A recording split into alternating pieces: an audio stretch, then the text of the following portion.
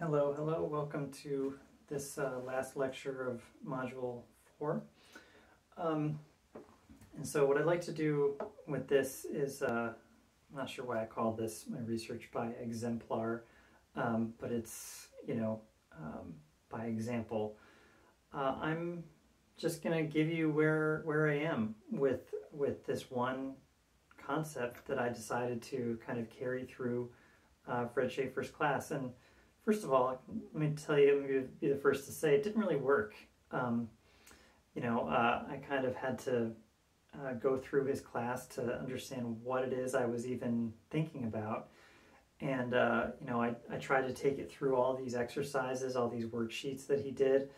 And I thought that I had a really good kind of original concept that it could also work as a kind of versatile one. But it ended up that, it just ended up being too vague and had too many different variations, and it was just too much of a wide usage in the English language that it was too amorphous to be anything but confusing. So anyway, that's my takeaway. But it was this concept of the base, and I thought it was great because my writing partner and I actually submitted a paper to an abstract to a conference, to two conferences, and it's supposed to be drawing on Fred Schaefer's work and using his framework to be able to do this genealogical concept elucidation of the base. And and it seemed good because there are all these different usages of the base, and I thought there was a way that we could kind of link them in a way that seemed constructive. And so let me tell you what some of these usages are that I ended up finding not only before we went into the course this summer, but also before. But a lot of them I kind of I brought in, but a lot of them I did really dig a little deeper during our during this whole course thing. So starting off, I chose this idea of the base. Had all these different usages. The one that at first in one of his kind of teacher comments on one of my worksheets, he did say, Schaefer did say, well, it seems like this is the kind of social science starting point for his base and superstructure. And base and superstructure is this concept in really Marxian political science where it wasn't mentioned, I don't think, ever by Marx, but some kind of 20th century Marxists ended up saying that, the economy is the base, like the kind of center of economic and financial decision making is the economic base, and the superstructure is what's put on top of it, and that's supposed to sort of reinforce the ability of the base to renew itself.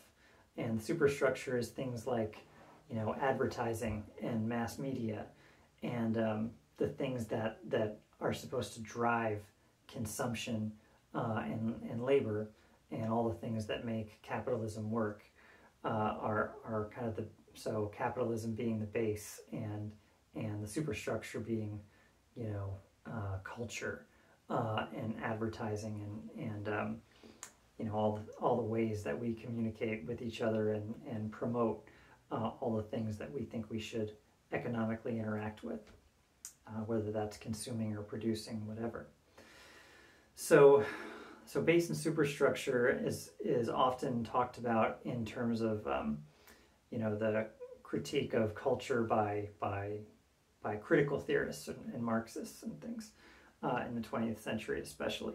And I looked up this old Marxist dictionary that I have, and I looked up the base and superstructure entry in the encyclopedia, and it said that it wasn't very useful. Wasn't a very useful concept anyway. So I'm not sure if I really wanted to spend more time on that. And I wasn't thinking I would anyway, but I was kind of willing to go where the work took me.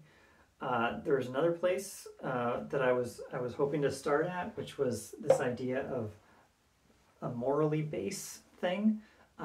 Things that are morally base, if you've heard of that usage, it's kind of the Shakespearean usage. When like, oh, it's, I could give you, I probably should look up a good Shakespearean quote, but yeah, it's a waste of time. You know, if I were to look up one, it would sound something like, oh, thou base foe, you know, like, oh, you're just such a, you're a morally base enemy of mine, and that just means you're driven by you know, really fundamental and morally questionable human emotions like fear or, you know, lust or revenge, you know, those things are like very base. They kind of think of, when you say base, you're kind of reducing someone's humanity to kind of an animalistic impulse.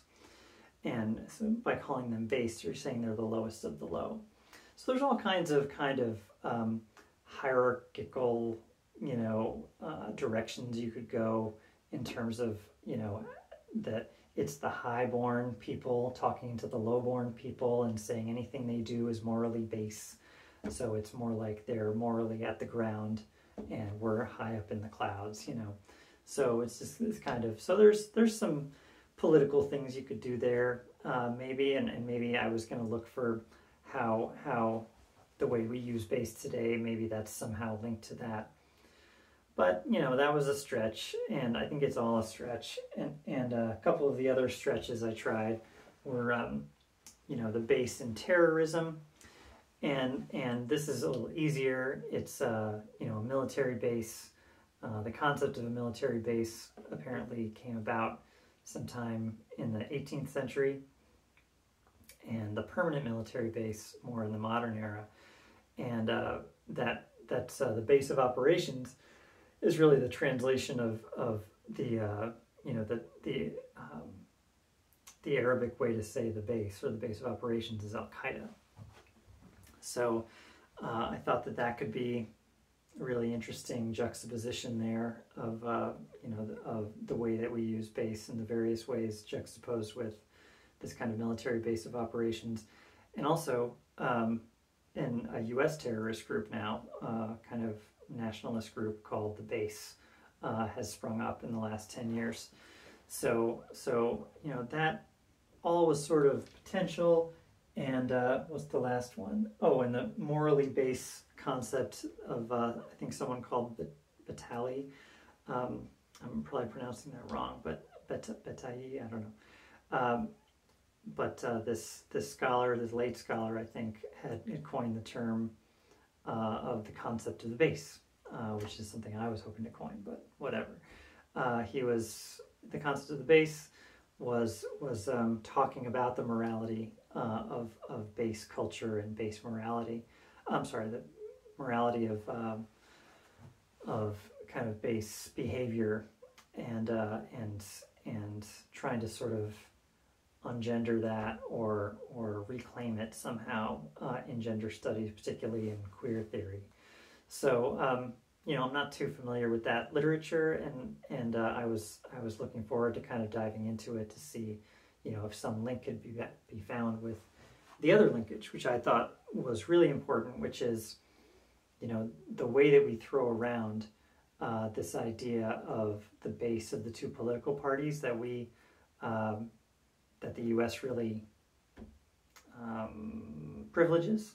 The Democratic and Republican parties are both assumed to have a base.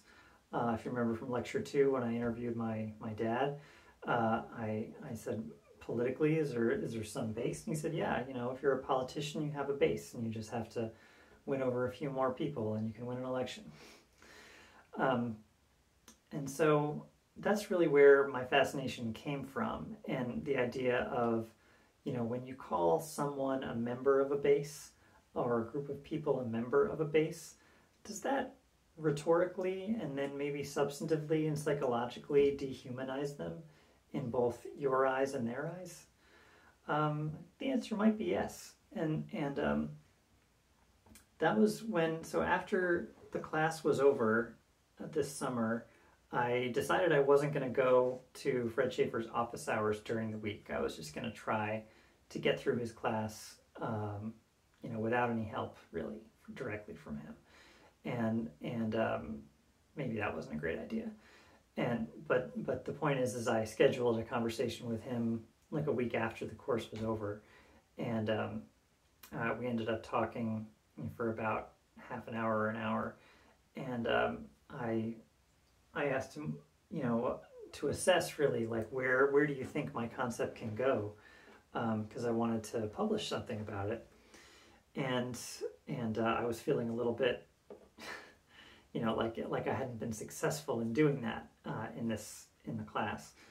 And so he said, what's driving this? What is driving your fascination with this word pace, which seems to have so many different definitions? And so I told him just what I told you, which is that it's about mobilizing the base. It's about people dehumanizing each other when we assume that there is this cohort of people that is just an automatic vote, they're just yes people. They're just people who just knee-jerk vote for this one political party or this one political tendency. And I just think that that's destructive and probably wrong. Like, we shouldn't expect that people are going to vote one way. They only vote one way if they respond to a certain message or a certain set of principles or a certain set of interests. And people vote for all sorts of reasons. And so I said, it's to mobilize the base. People throw it around, and I have looked that particular concept up, and it only really started to be used around the year 2000. And the reason I knew that intuitively, because I started to hear it right around the election with George W. Bush and Al Gore. And before that, it was all about trying to win over the voters who were swing voters. And there were several types of swing voters that people talked about. But that really evolved into just talking about, no, instead of winning over swing voters, you just need to mobilize your base and you'll get that 50% plus one that you need to win an election. And supposedly George W. Bush's strategy, proved that, or gave some evidence to that. And so it's really ballooned in a sense. Like, people just use it all the time. They throw it around like it's nothing. Like, we can all just assume that you can mobilize the people who are already for you, and that's enough, and to win an election. And it's gone beyond that. It's more than it's enough to win an election. It's sort of permeated our entire civic discourse, that you're only on one side or another, and nobody is ever going to try to persuade anybody, and that means nobody's ever going to talk to anybody. And that's just a recipe for just permanent hostility. Anyway, so I'll get off my soapbox about it, but the point is that I think there's a lot there. And so I said it's this concept of mobilizing the base, and there's been a lot of papers written, and there's been a lot of good papers written about how the base is mobilized and like what politicians do to mobilize their base. But the most prevalent question is whether you can mobilize a base or win over like moderate swing voters from either of the two sides. And it's just such a narrow way to look at politics and elections and representation and all of government. It's so reductionist that it's just maddening. Anyway, he says, "Oh, well, it sounds like you're really concerned that people are reifying something that's not so solid." And I said, "Yeah, that's exactly it." And reifying means, reifying is this critical theory term. and from the mid-20th century from the Frankfurt School. And reification means to make, like the process of making something substantive or real that is just an idea. And in that process of making something substantive or real, or giving kind of material status to the immaterial, is very much the project of the powerful interests in society. And so, because if you give material to what their ideas are, then you and you give power to those substances and those ideas, then you are kind of further enabling their grip on power. And so that's what reification is in spirit. And he's saying that what I'm saying, what I said in my little speech there, which I also said to him, is that I think reification is maybe happening with this idea of mobilizing the base, that we're just taking for granted. Journalists and political scientists, everybody, are taking for granted this concept of mobilizing the base as if it's a real thing, as if it's a real property that we can just do. And I think no one has really examined whether that is a concept. No one's examined it as a concept. So that's what I'm hoping to do. And so I'm going to probably cross off most of this and just go after this. Maybe I'll take a little part of this and a little part of maybe this, maybe a little part of, I don't know, but maybe just in bits and pieces, but mostly I'm going to be focusing on that. I actually found, through this tool he recommended, Google Ngram Viewer, which I'll show you how to use in class, I guess. But it's pretty straightforward. You can just go there on your own, just Google Ngram Viewer, and you can look up a concept and you can see its earliest usages in recorded books and journals and magazines and newspapers. And I found that mobilizing the base was something that was used in medical books and still is for in various contexts, but it's kind of medical manuals, instructional manuals. And so I have yet to find the linkage between when it made that jump from the medical world to the political world. But I think that'll be a really interesting investigation to do. Okay, so I'm about out of steam on this, and probably for these videos as well. But if you have thoughts about this, I guess I put it into an alternative essay. And if you'd like to, this is not part of the course stuff that I talked to you about in terms of research. This is a totally separate research project. If you wanted to give some input to it, you can do an essay. What difference does it make if I find out where mobilizing the base came from? According to Schaefer, what can finding the genealogy of a concept tell us about its significance and what it means to politics? What thoughts do you have about the concept of mobilizing the base itself? Was Schaefer right to take the research in this way, or should I go in another direction? Or why? So justify your answer. So I'm just inviting you to contribute to this ongoing research project that's real. And you can if you want, you don't have to. You have two other choices in your essays that you can do. But I think I'm comfortable with these three questions because, as I'll tell you in class also on Thursday, all but out of 70 students or so in my two classes, I think 5 people did questions other than number 2. And so there were so many times I read about the difference between jottings and field notes that now I really know what that means. But that's okay, because I was really impressed with your, really was, with your work on all of the ethnographic observations that you did. So, but I'm going to talk about that in class. And maybe I've already talked about it in class if you're watching this later than Thursday's class.